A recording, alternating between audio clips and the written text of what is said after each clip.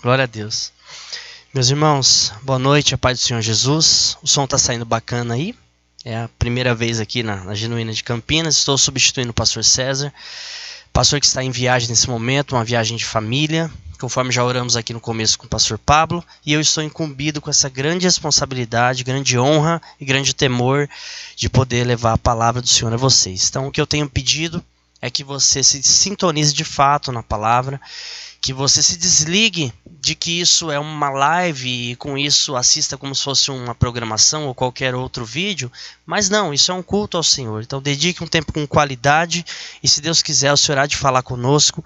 Em nome de Jesus, farei o possível para condensar a palavra, de modo que a gente não atrase, que a gente siga com os mesmos horários que nós já temos feitos, de 1 hora aí de culto, em nome de Jesus. Então, sem mais demoras, abra a palavra comigo aí na sua casa, abra mesmo a sua Bíblia, em Lucas capítulo 15, nós vamos ler um texto muito conhecido, que vai do verso 11 ao 32, é a parábola do filho pródigo, e que o Senhor fale conosco mais uma vez.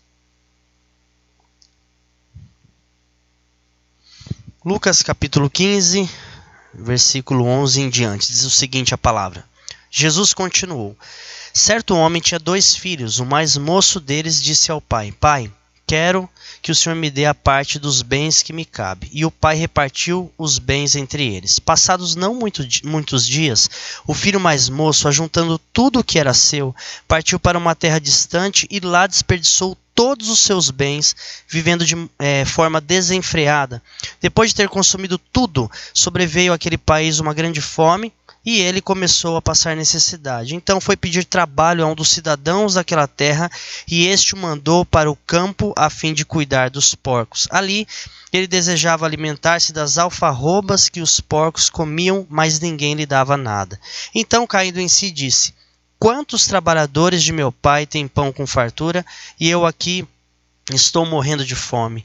Vou me arrumar, voltar para o meu pai e lhe dizer: Pai, pequei contra Deus e diante do Senhor, já não sou digno de ser chamado seu filho. Trata-me como um dos seus trabalhadores. E arrumando-se foi para o seu pai. Vinha ele ainda longe, quando seu pai o avistou, e compadecido dele, correndo, o abraçou e o beijou. E o filho lhe disse: Pai, pequei contra Deus e diante do Senhor, já não sou digno de ser chamado seu filho. O pai, porém, disse aos servos: tragam depressa a melhor roupa e vistam nele. Ponham um anel no dedo dele e sandália nos pés. Tragam e matem um bezerro gordo. Vamos comer e festejar, porque este meu filho estava morto e reviveu, estava perdido e foi achado. E começaram a festejar. Ora, o filho mais velho estava no campo. Quando voltava, ao aproximar-se da casa, ouviu a música e as danças. Chamou um dos empregados e perguntou o que era aquilo. E ele informou: o seu irmão voltou. E por tê-lo recuperado com saúde, o seu pai mandou matar o bezerro gordo. O filho mais velho se indignou e não queria entrar. Saindo, porém, o pai procurava convencê-lo a entrar, mas ele respondeu ao seu pai: faz tantos anos que sirvo o Senhor e nunca transgredi um mandamento seu, mas o Senhor nunca me deu um cabrito sequer para fazer uma festa com os meus amigos. Mas quando veio esse seu filho, que sumiu com os bens do Senhor, gastando tudo com prostitutas, o Senhor mandou matar um bezerro gordo para ele. Então o pai respondeu: meu filho, você está sempre comigo. Tudo o que eu tenho é seu, mas era preciso festejar e alegrar-se, porque este seu irmão estava morto e reviveu, estava perdido e foi achado. Amém, meus irmãos? Essa passagem é muito conhecida e muito rica, como todas as passagens da Bíblia, e que nos dá várias vertentes para a mensagem. E hoje eu quero me ater no nosso Deus como um Deus Pai. E eu faço uma pergunta para você, e já, se Deus quiser, você vai entender. Você acha que Deus é Pai de todos? O que você acha? Como hoje é uma noite de instrução bíblica, vamos falar um pouquinho aí de teologia, numa introdução bem curta por causa do tempo, mas responda aí no seu coração, ou faça um pequeno debate aí agora, na sala da sua casa ou no seu trabalho, se você estiver com mais alguém. Você acha que Deus é Pai de todos? Eu te respondo biblicamente que não. Atualmente, depois da queda do homem, depois do rompimento do homem com Deus, não, Deus não é Pai de todos. Isso não sou eu que estou dizendo. Se você ler, por exemplo, João 3,16, que é uma passagem muito conhecida, diz que Deus amou o mundo de tal maneira que enviou seu Filho unigênito para todo aquele que nele crê não pereça, mas tenha vida eterna. Então Deus envia Jesus por nós para morrer em nosso lugar e restabelecer essa inimizade entre nós e Deus que está em Efésios 2, que já já a gente vai ler também. Logo, Deus não é pai de toda a terra. Deus é criador de toda a terra. E Deus até ama, e eu creio que sim, apesar de ter divergências sobre isso, mas está na Bíblia. Deus amou o mundo. Logo, Deus ama a todos. Essa é uma visão muito clara, pelo menos para mim. E Deus criou a todos. Agora, ser o pai de todos, não. Existem condições bíblicas de ser filho de Deus. Como é que a gente entende isso? Vamos lá comigo, Efésios 2, rapidamente. Efésios 2, eu quero ler, eu recomendo, se você quiser estudar sobre essa filiação, tem muitas passagens, eu recomendo que você leia todo o Efésios 2. Eu preciso, infelizmente, ler do 1 ao 3, depois eu vou pular lá para o 11. Então, Efésios 2, eu vou ler do 1 ao 3, depois eu vou ter que pular para o versículo 11 por questão de tempo. Vamos lá. Efésios 2, 1.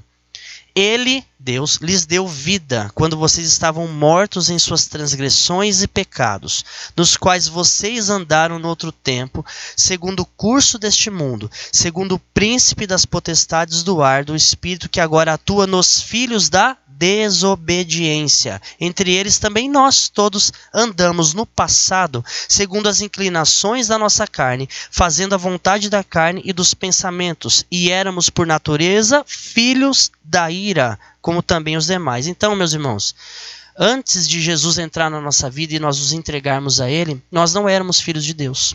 Se alguém aí está ouvindo do outro lado e ainda não entregou a vida a Cristo, não tem uma vida em Cristo, eu te digo com amor, com carinho, mas com muita verdade.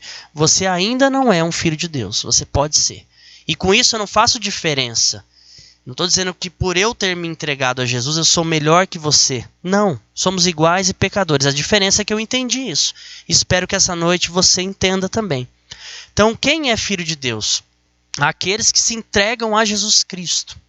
Quem não é filho de Deus? Aqueles que estão longe de Deus. A Bíblia está dizendo que quando nós vivemos conforme o mundo, somos filhos da desobediência, somos filhos da ira e não de Deus. Se você pular para o versículo 11, eu recomendo de novo, leia tudo se você puder.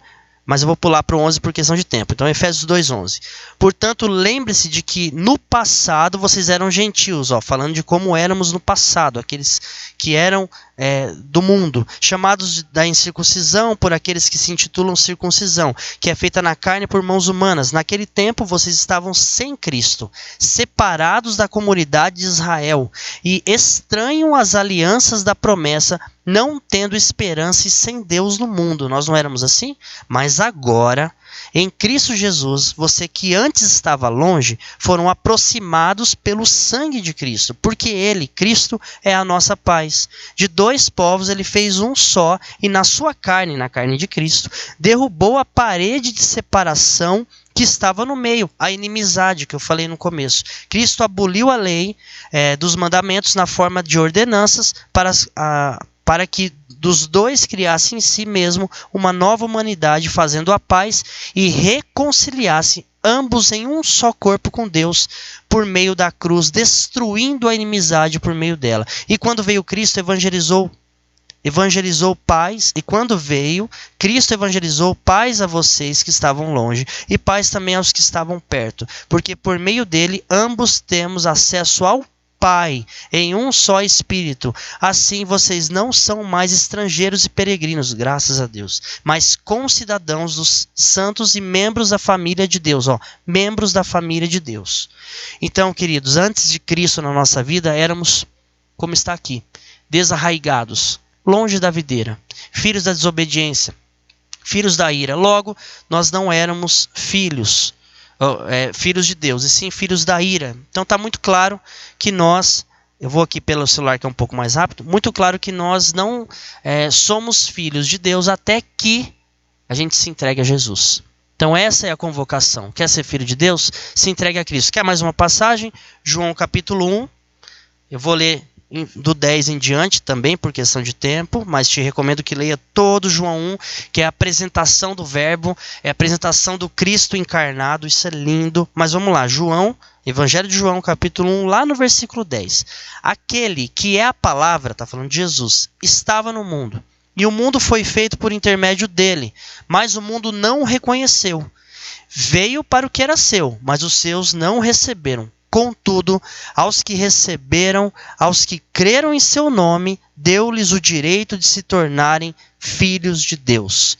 Esses somos nós. Sou eu e é você aí do outro lado que creu em Jesus Cristo, que crê nele, que se entregou a ele.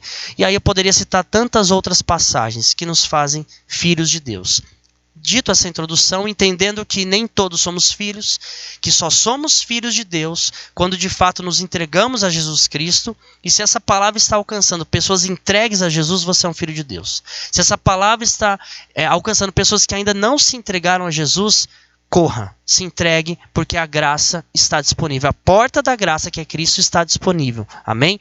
Dito isso, eu quero imaginar que todos aqui que estão ouvindo essa palavra se entregaram e são filhos de Deus ou vão se entregar. Então a mensagem é para nós filhos. Se somos filhos, por que não temos enxergado Deus como Pai? É isso que Deus tem falado comigo há algumas semanas e me deu hoje a oportunidade de compartilhar com vocês. Vemos Deus como Senhor, e Ele é. Todo-Poderoso, e Ele é.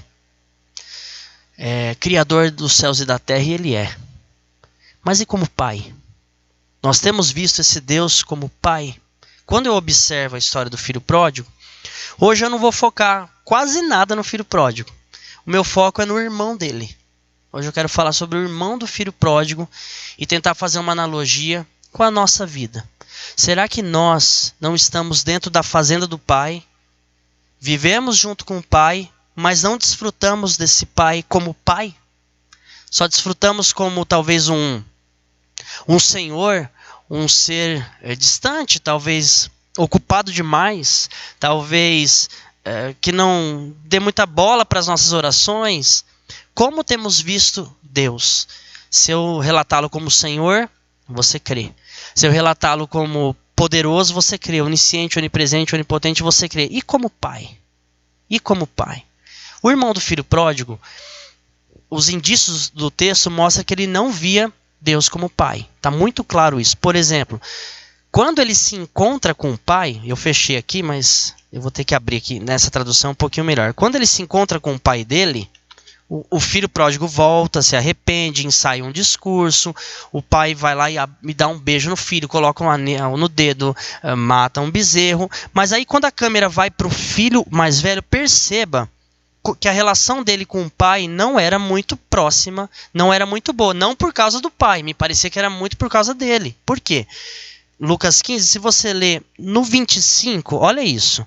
Ora, o filho mais velho estava no campo, a festa estava rolando, o pródigo já voltou, já se arrependeu, o pai já perdoou, já está festa, alegria, restauração, graça. E o mais velho? Ora, o filho mais velho estava no campo. Quando voltava, ao aproximar-se da casa, pensa a cena, ele voltando para casa, ele ouviu música e danças. Por que ele não foi direto lá? Ele chama um empregado, olha isso. Chamou um empregado e perguntou o que era aquilo. O empregado informou, olha, seu pai matou um bezerro gordo para o seu irmão. Por que ele, como filho, não foi direto na casa do próprio pai? Eu estou ouvindo barulho de danças. Opa, eu quero isso para mim também. E eu iria direto. Ele não é meu pai? Eu não estou na minha casa? Por que ele pergunta ao empregado? Perceba que a gente vê uma questão aí de distanciamento. E será que não é assim com muitos de nós? Eu creio em Deus, Ele é poderoso.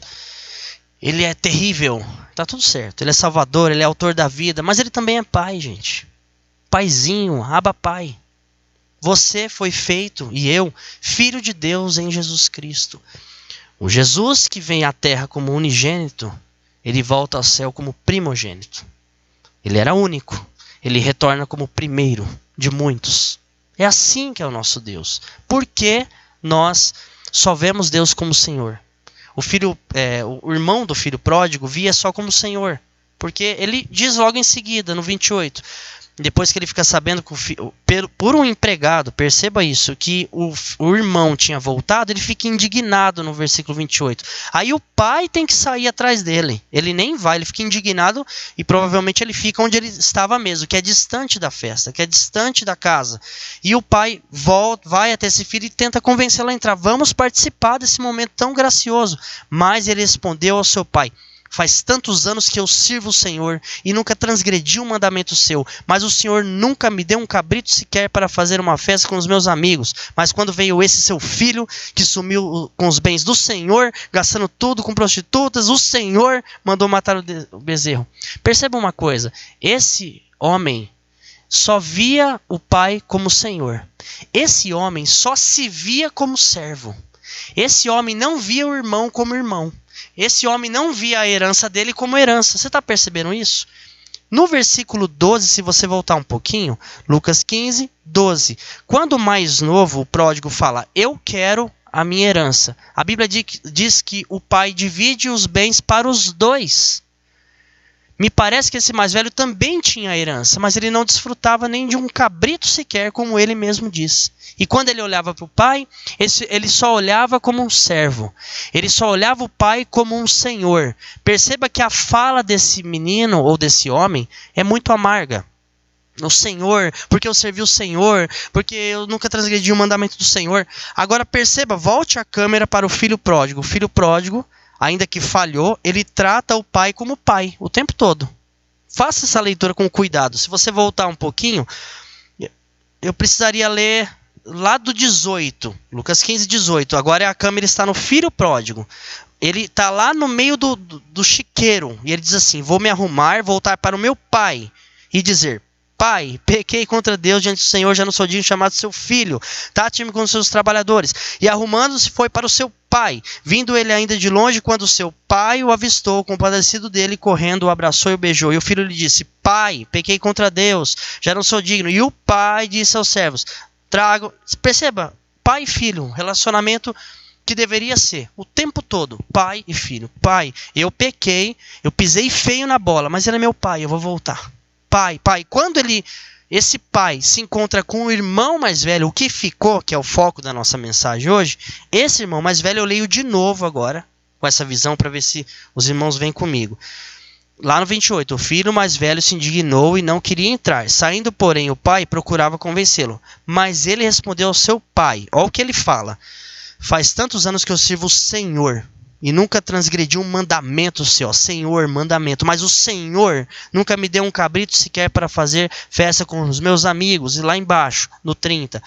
Mas quando veio esse seu filho que consumiu os bens do Senhor, gastando tudo com prostituta, o Senhor mandou matar um bezerro gordo para ele. Percebe a diferença? Deus é pai de todos aqueles que se entregam a Jesus Cristo. Mas alguns ainda veem ele apenas como Senhor. Ele também é Senhor. Ele continua sendo soberano e onipresente, onipotente, onisciente, autor de todas as coisas, mas ele é pai. Muito provavelmente no aprisco de Deus, a grande diferença de pessoas que crescem com o pai, que se relacionam com o pai, é como você enxerga esse Deus maravilhoso. Se você enxerga ele como Senhor, você está certo, mas só como Senhor. Se você não o enxerga como pai, biblicamente você está perdendo tanta coisa boa. E é nisso que eu chamo a atenção. Quando o pai, eu não vou abrir de novo, mas ele fala no final: filho, para o mais velho, tudo que eu tenho é seu. Esse filho enxergava um Deus só como um pai, só como Senhor. Ele se enxergava como servo, como escravo apenas. Ele se enxergava apenas como alguém que não tinha direito a nada, sendo que ele estava na fazenda do pai. Isso é muito triste. Muito triste. Será que não é o caso de muitos de nós? Que estamos diante de Deus, sabemos que ele é pai, mas não desfrutamos disso. Já o filho pródigo, que errou muito, muito, quando ele volta, ele sempre teve essa questão de ver o pai como pai. Até quando displicentemente ele pede a herança. Pai, eu quero ir embora. Isso está errado. Ele pagou por isso. Mas ele via o pai como pai. Depois ele falou: vou voltar para o meu pai. Ainda que eu seja um trabalhador, vou voltar. E o pai tratou ele como filho. Percebe que é uma comparação grotesca, mas é como se nós fôssemos, por exemplo, quem nunca viajou de avião, vai fazer uma viagem de avião e paga lá a passagem um absurdo, parcelou em 12 vezes, quem não tem muita condição, e foi. E chega lá uma aeromoça e começa a oferecer docinho, chocolatinho, e a pessoa está meio sem grana, fala, não, obrigado. Obrigado. E faz a viagem inteira. Não aceita o almoço, não aceita... Já ouviu essa história? Não aceita docinho, não aceita balinha. E no final daquela viagem longa, a comissária de bordo pergunta, o senhor está satisfeito com a viagem? Percebi que o senhor não aceitou nada que foi oferecido. Fala, não, obrigado aqui. Estou meio sem dinheiro, sabe como é? E a moça falou, não, mas era tudo grátis, estava incluso na sua passagem. Era só comer, era só desfrutar.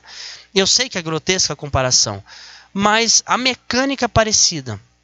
Deus enviou Jesus para nos fazer filhos. Um filho tem intimidade e a gente não tem intimidade. Um filho tem liberdade, a gente não busca Deus com liberdade. Quais são? Vamos ver biblicamente rapidinho, vamos ver o tempo aqui. Quais são os benefícios? Se Deus é pai, pastor, como você está dizendo, como a Bíblia está dizendo, não sou eu, ele é o nosso pai, o que a gente pode fazer biblicamente? Vamos lá. A Bíblia diz em Mateus 7:7, vou correr aqui, que ele é seu pai, você já está entendendo isso. Então você, lá no versículo 7, Mateus 7, versículo 7, peçam e lhes será dado, busquem e encontrarão, bate e a porta será aberta, pois todo o que pede recebe, o que busca encontra, e aquele que bate a porta será aberta. Qual de vocês, se o seu filho pedir pão, lhe dará uma pedra? Ou se pedir peixe, lhe dará uma cobra? Se vocês, apesar de serem maus, podem dar coisas boas aos vossos filhos, quanto mais o Pai de vocês, que está nos céus, dará coisas boas ao que lhe pedirem. Você, como filho, você pode pedir, você pode bater, você pode procurar. A resposta do pai, não sabemos, mas você pode pedir. E hoje nós vivemos dois extremos, um extremo ultra neopentecostal, totalmente antibíblico, que quer colocar Deus na parede e numa caixinha de fósforo. Descarta, isso não existe. Só que quando a gente vem para a palavra, para a sola escritura, para a reforma, que seja, parece que Deus é um ser distante, também enquadrado, eu tenho que tomar cuidado, eu não posso pedir direito. Não, você pode pedir. Dar cabe a Ele. Como Ele vai fazer, a gente é filho, muitas vezes somos imaturos e pedimos de maneira imatura, mas a gente pode pedir. Mas, pastor, a Bíblia diz que os homens fazem planos, isso é Provérbios 19:21, salvo engano. Mas é a vontade do Senhor que prevalece. Sim, é a vontade do Senhor que prevalece, mas os homens fazem planos. Qual o problema? Em planejar, em pedir, em clamar. Então o filho, ele pede para o pai. Se o pai vai dar, se o pai vai julgar se isso é bom ou ruim para ele, é uma outra questão, mas você tem liberdade de pedir. Você tem liberdade de clamar. Você tem liberdade de chegar no seu pai, como você chega no seu pai ou mãe carnal, e ali se abrir e se sentir à vontade. Isso é uma questão de filho. O que mais o filho tem? O filho pode adorar. Adorar o pai. De verdade, amar o Pai, de verdade, sem reservas. Não é o que diz João 4:23? Que o Senhor busca verdadeiros adoradores que o adorem em espírito e em verdade. O Pai procura. São esses que o Pai procura. Olha Jesus falando, o Pai procura. Vai lá em João 4:23. Verdadeiros adoradores. Então você tem a liberdade, eu tenho, graças a Deus, de adorar esse Pai com liberdade.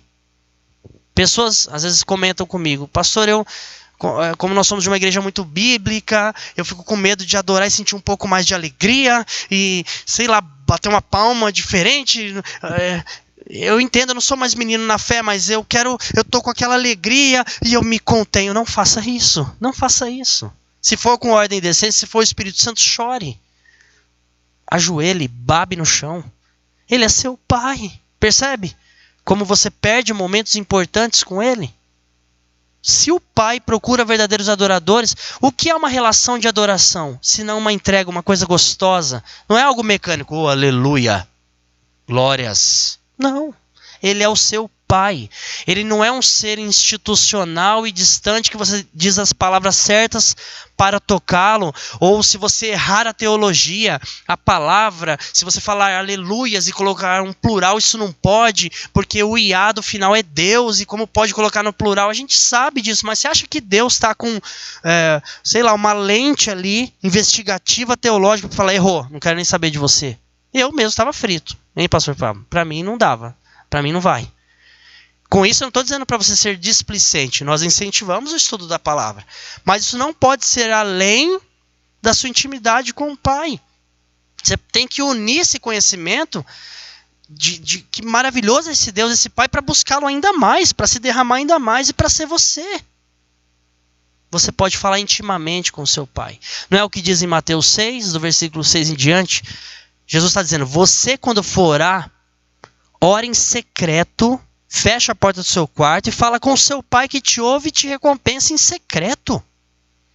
Você pode ter uma intimidade com esse Pai, aí na sua casa, aí no seu lugar secreto, você e Ele, e expor para Ele os seus dilemas. Como o filho pródigo fez, pai, pequei, vacilei, olha, me faz como um empregado, mas não me desampara. Enquanto o outro filho, a câmera no outro filho está só trabalhando, ralando e amargurado, porque não desfrutava de um Deus como pai. Você pode pedir perdão como um filho. Se Deus é pai, você pode pedir perdão como um filho. Não é essa a oração famosa do Pai Nosso? Mateus 6, vai seguindo lá a partir do 9.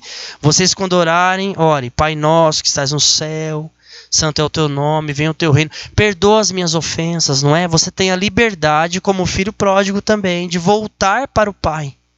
De se arrepender diante do Pai e não encontrar no Pai pisoteios, e não encontrar no Pai rechaçamento, e não encontrar no Pai negação, e sim um abraço acolhedor. Se houver arrependimento, é um abraço acolhedor de Pai que você vai receber.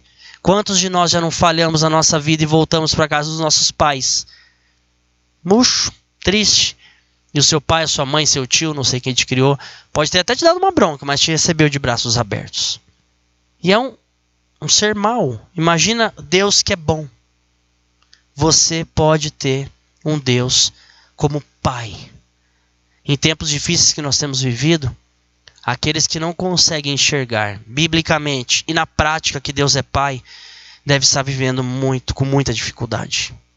Com muito distanciamento, porque pessoas que enxergam um Deus institucional, não um Deus Pai, está desviado agora, porque dependia de uma reunião de pessoas, porque dependia de uma palavra de alguém que estimulasse, de um louvor muito bem concatenado, muito bem ensaiado. Tudo isso é bom, eu estou morrendo de saudade, é muito difícil, mas se eu não ver Deus como Pai, então eu não tenho mais razão, então eu vou me desviar. Ele é Pai, você pode pedir, você pode chorar, você pode clamar. E Ele é um Pai poderoso. Ele é o Pai como era esse dono de fazenda, rico. Quando eu falo isso, estou falando só de dinheiro. Estou falando poderoso. Ele é o seu Pai. Ele escolheu assim. Um raciocínio que eu faço para encerrar, para a gente não se estender. Se Deus é poderoso, raciocina comigo, gente. Ele é poderoso, Ele é onipresente, Ele é onisciente, Ele é onipotente. Ele é todo poderoso. Esse Deus sabe de tudo, pode tudo e está em todos os lugares, conhece eu e você. Sabe quem a gente é. Sabe dos nossos lados aí darks, ruins. Ele sabe dos nossos pecados. Até antes da gente cometer. Se nós estamos de pé, se eu estou aqui vivo, de pé, com um Deus que tem esse poder e sabe tudo de mim, eu só posso concluir numa coisa. Ele só pode ser um Pai amoroso. Para me manter vivo, para me manter de pé, para ainda assim, com amor, buscar relacionamento com um ser como eu, Ele só pode ser amoroso. E se Ele é esse Pai amoroso, eu preciso desfrutar disso. Eu não posso ser como o irmão do filho pródigo que não desfruta dessa herança, que não clama, que não ora, que tem orações assim: Senhor, se for da tua vontade. Senhor, eu estou orando, mas se for da tua vontade. Não estou dizendo que não é pecado orar para ser feita a vontade dele. É evidente que vai ser feita a vontade dele. Mas essa oração amedrontada, com medo de errar, irmão, você pode ter a oração mais eloquente. A Bíblia diz que a gente não sabe orar como convém, que o Espírito intercede por nós Pronto. O que Deus com certeza quer, o que a Bíblia deixa como indício, é a oração de um filho.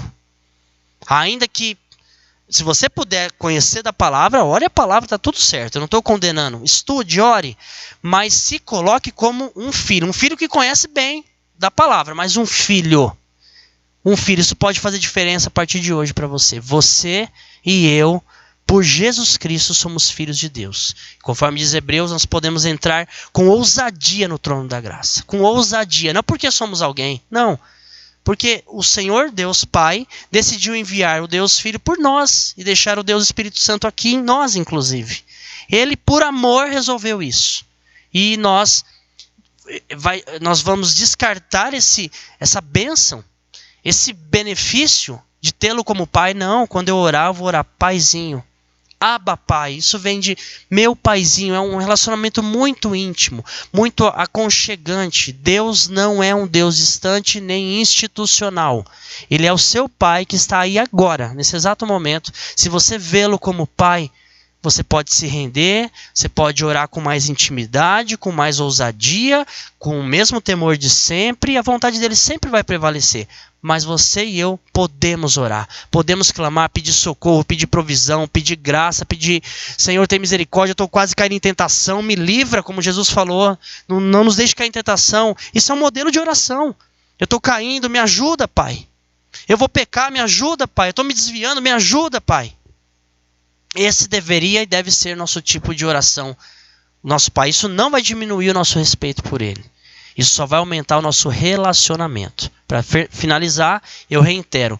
Se um Deus tão poderoso, onipresente, onipotente, onisciente, conhece a nós intimamente mais do que nós mesmos, sabe até do futuro, e nós estamos de pé, não fomos mortos pelos nossos delitos e delitos que vamos vir a cometer, só pode ser uma coisa, ele só pode ser um pai amoroso e que busca relacionamento conosco. Simplesmente porque ele ama. Eu não tenho outra explicação em um Deus como esse se interessar em mim. Eu não tenho. Os irmãos que estão aqui me vendo e você do outro lado, você consegue explicar? Ah, pastor, eu acho que Deus me ama porque eu... Não tem motivo algum. A não ser que ele é um pai amoroso.